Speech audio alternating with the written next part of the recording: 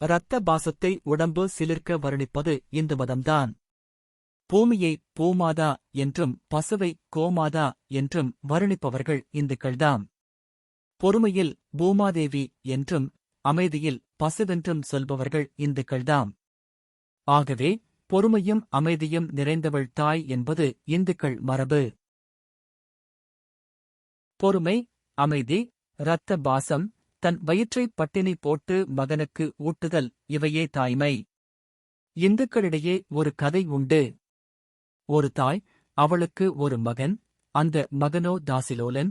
ஒரு தாசியிடம் மனதைப் பறிகொடுத்தான். மனம் போனபடியே பொருள் போகும் என்றபடி பொருளையும் பறிகொடுத்தான்.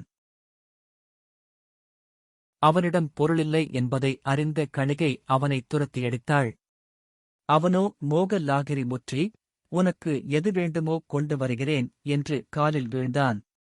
அவள் கேலியாக சிரித்துக் கொண்டே, உன் தாயின் இருதயம் எனக்கு வேண்டும் என்றாள்.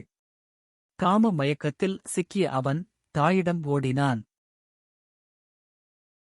அம்மா, அவளுக்கு கொடுப்பதற்கு என்னிடம் ஏதுமில்லை. உன் இருதயம் வேண்டும் என்கிறாள். அவளை என்னால் மறக்க முடியாதம்மா என்றழுதான். தாய் கேட்டாள், அதன் மூலம் அவள் திருப்தியடைந்து உன்னுடனேயே இருப்பாளோ மகனே? இருப்பாள் என்றான் மகன். தன்னைக் கொன்று இருதயம் வெட்டி எடுத்துக் கொள்ளும்படி தாய் கூறினாள். அவன் தாயைக் கொன்றான், இருதயத்தை எடுத்தான். வலது கையில் ஏந்தியவாறு கணிகை வீடு நோக்கி ஓடினான். வழியில் ஒரு கல் தடுக்கிக் கீழே விழுந்தான். கையிலிருந்த தாயின் இருதயம் 4 அடி தள்ளி விழுந்தது. அடிபட்டு விழுந்த அவனை பார்த்து அதே இருதயம் சொன்னது, ஐயோ, வலிக்கிறதா மகனே? நான் உயிரோடில்லையே உனக்கு மருத்துவம் செய்ய?